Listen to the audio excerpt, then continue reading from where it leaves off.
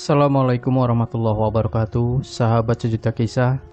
Bahagia sekali kami bisa kembali hadir menjumpai Anda. Tentunya seperti biasa, kami akan menyuguhkan cerita-cerita misteri yang menarik untuk Anda simak. Dan kesempatan kali ini kami akan berbagi sebuah kisah nyata misteri yang berjudul Janji Mati. Kisah horor kali ini diangkat dari kisah nyata yang memang pernah benar-benar terjadi pada sekitar tahun 1970 lalu. Cerita lawas memang, namun masih tetap dikenang, bahkan menjadi salah satu cerita horor legend di kota Pekalongan. Cerita horor berjudul Janji Mati mengisahkan tentang seorang pria yang gagal menikahi pujaan hatinya karena meninggal dunia. Namun perasaan cintanya yang begitu kuat telah dimanfaatkan oleh sesosok makhluk halus yang menyamar. Langsung saja kita simak cerita selengkapnya. Pekalongan tahun 1970. Tami dan Kuncoro adalah sepasang kekasih yang sudah menjalin hubungan sejak SMA. Kini, setelah lebih dari 5 tahun, mereka kuliah di universitas yang sama di kota Jogja. Mereka sama-sama cinta pertama, mungkin itu yang membuat hubungan keduanya langgeng. Setelah menjalani perkuliahan beberapa semester, ayah Tami meninggal dunia. Ia sempat mencoba memaksakan diri untuk tetap kuliah karena ingin selalu berada di dekat Kuncoro.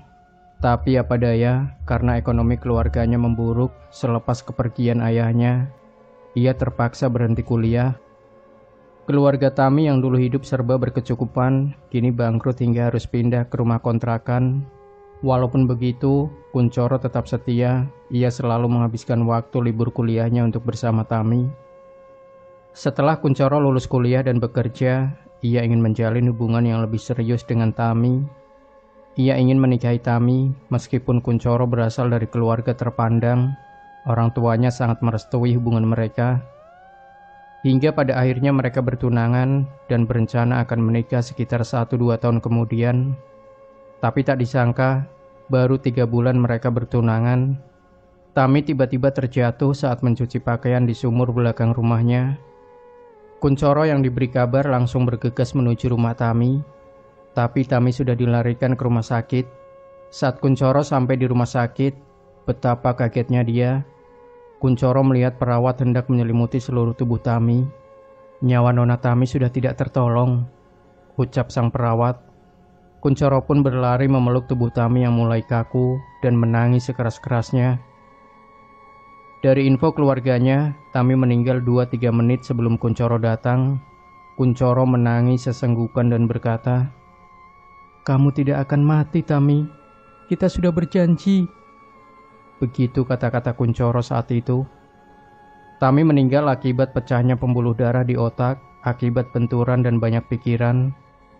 Tami memang pernah berkeluh kesah di surat yang ditulisnya tentang dia yang harus ikut menanggung hutang puluhan juta peninggalan ayahnya. Tapi Kuncoro tak berpikir jika itu akan mempengaruhi kesehatan Tami. Dengan mata sembab, Kuncoro berjalan di samping ibunya Tami sambil membawa foto berbingkai. Kuncoro mencoba tegar. Sambil berjalan menuju areal pemakaman, sesekali ia merangkul calon ibu mertuanya dengan berlinang air mata. Tami adalah anak tunggal, tak heran jika hati ibunya merasa hancur. Setelah ditinggal kepergian suaminya, kini ia harus kehilangan anak semata wayangnya. Saat jenazah Tami dimasukkan ke liang lahat, ibu Tami sempat histeris dan berteriak, "Aku mau ikut, aku mau ikut."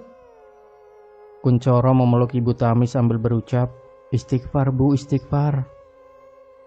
Prosesi pemakaman berlangsung dengan lancar. Malamnya Kuncoro tidak pulang. Dia lebih memilih menemani calon mertuanya dan menemui orang-orang yang tak sia. Anehnya, saat acara tahlilan pada hari ketiga, tak ada satupun sanak saudara Tami yang hadir. Kuncoro awalnya menghiraukan, tapi setelah acara tahlilan 7 hari dan 40 hari, memang tak ada satupun dari saudara Tami yang hadir di situ. Kuncoro tak tega melihat ibu Tami diperlakukan seperti itu. Di malam hari saat suasana tak begitu ramai, Kuncoro mendekati ibu Tami. Ibu Tami memang terlihat sering melamun setelah meninggalnya Tami. Kuncoro memang sangat dekat dengan beliau. Sambil memijat bahunya, Kuncoro berkata, "Sudah Bu, jangan merasa kesepian. Masih ada saya. Kuncoro ini anak ibu juga kan?" Ibu Tami menghela napas panjang dan berkata, "Iya nak, saya tahu."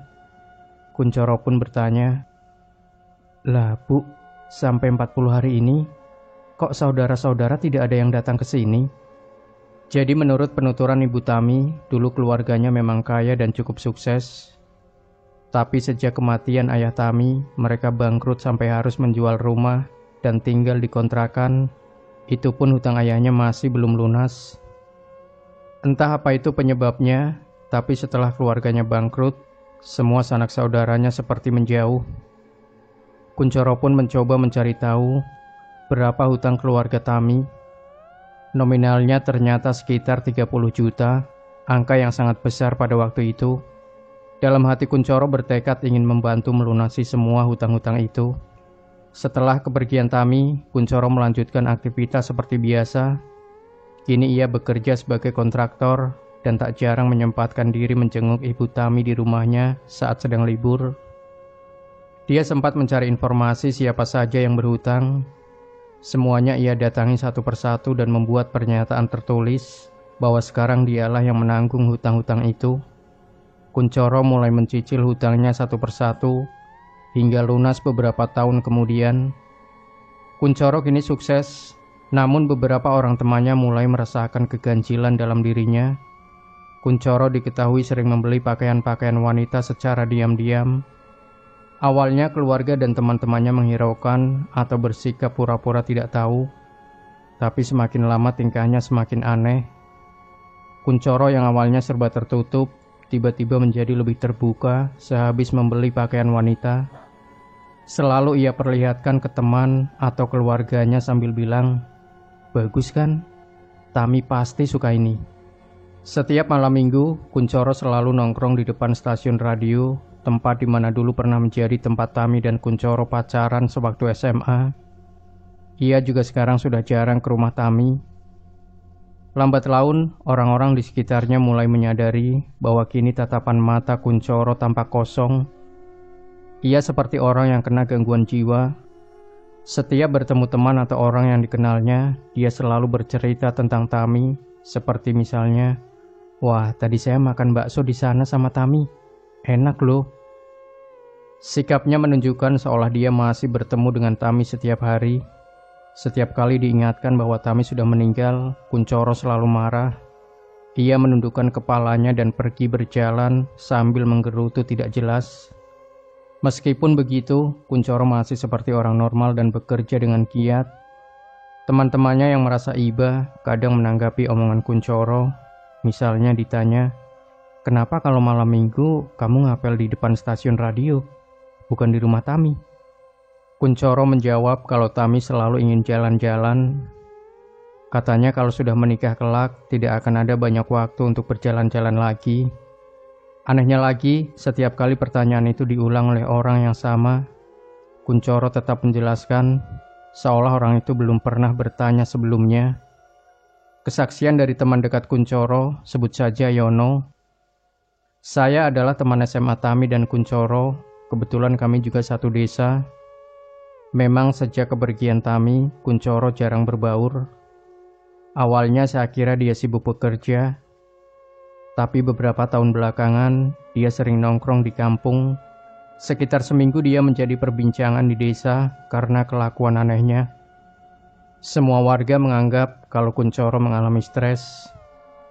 Saat malam minggu tiba, dia selalu keluar dengan motornya.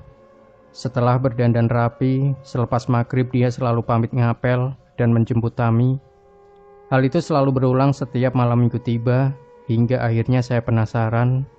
Dan di suatu malam minggu, saya iseng coba membuntuti Kuncoro. Dengan motor pinjaman dari paman, saya membuntuti Kuncoro. Namun di perjalanan, saya bingung karena jalan yang dilewatinya menuju ke rumah Tami yang lama, rumah yang sudah disita oleh bank. Tapi setelah melewati rumah itu, bukannya berhenti. Tapi Kuncoro berjalan terus menuju ke bagian ujung desa. Saya terus mengikuti sampai akhirnya dia berhenti di depan gapura sebuah makam. Itu adalah areal pemakaman tempat di mana Tami dikuburkan. Dari jarak sekitar 20 meter, saya melihat Kunchoro seperti sedang bercakap-cakap dengan seseorang sebelum akhirnya dia pergi lagi. Padahal saya tidak melihat ada lawan bicaranya saat itu. Seketika itu juga bulu kuduk saya merinding. Saya pun putar balik dan bergegas pulang. Di kampung ternyata teman-teman saya sudah menunggu. Mereka semua penasaran tentang di mana Kunchoro menjemput Tami. Setelah diceritakan semuanya, mereka juga kaget dan bingung. 6 tahun sudah berlalu sejak Tami meninggal dunia, tapi Kunchoro malah menjadi semakin aneh. Entah ia mengalami gangguan jiwa, atau memang Kunchoro benar-benar menjalin hubungan dengan arwah Tami. Sangat sulit disimpulkan, karena di satu sisi Kunchoro masih seperti orang normal. Ia pernah dibawa ke psikolog dan diagnosanya cuma mengalami delusi. Tapi di sisi lain, ada beberapa orang yang mengaku pernah melihat sosok makhluk halus menyerupai Tami. Narasumber Fatah tahun 1976. Cerita-cerita tentang keanehan Kunchoro sudah menjadi rahasia umum, tapi tak ada satu orang pun yang berani menggunjingnya. Itu karena Kunchoro adalah anak dari keluarga terpandang dan disegani di desanya. Saya adalah salah satu orang yang bingung untuk menyimpulkan apakah Kunchoro itu gila. Dari luar, dia masih seperti orang normal pada umumnya. Kunchoro tetap bekerja, dan bahkan ikut kerja bakti atau kegiatan-kegiatan sosial di desa. Kebetulan rumah kami juga bersebelahan. Tapi di sisi lain, saya bisa dibilang adalah orang yang paling sering melihat dan mendengar keanehan dalam diri Kunchoro. Jendela kamar saya dan Kunchoro itu saling berhadapan, hanya terpisah jalan setapak. Waktu itu saat tengah malam, saya yang kebetulan tidak bisa tidur, seperti mendengar suara percakapan dari kamar Kunchoro. Awalnya saya kira itu suara radio, tapi semakin saya dengarkan seksama, sepertinya itu bukan suara radio, melainkan suara dua orang sedang mengobrol. Saya tak mendengar jelas apa isi percakapan itu, karena suaranya lirih seperti berbisik. Saya yang penasaran coba mengintip, membuka jendela sedikit demi sedikit, dan ternyata benar. Ada suara dua orang sedang berbincang, tapi dengan nada berbisik. Sesekali ada suara tawa yang seperti ditahan. Di situ saya langsung bergidik takut. Saya tutup jendela dan mencoba untuk tidur, tapi suara itu masih saja ada. Hingga menjelang adzan subuh suara itu menghilang. Kejadian itu terus berulang, walau tidak setiap hari. Sampai suatu malam, ada suara seperti jendela yang terbuka. Itu bukan suara jendela saya, tapi jendela di kamar Kunchoro. Lalu tiba-tiba tercium bau busuk yang menyengat, seperti masuk menembus dari luar.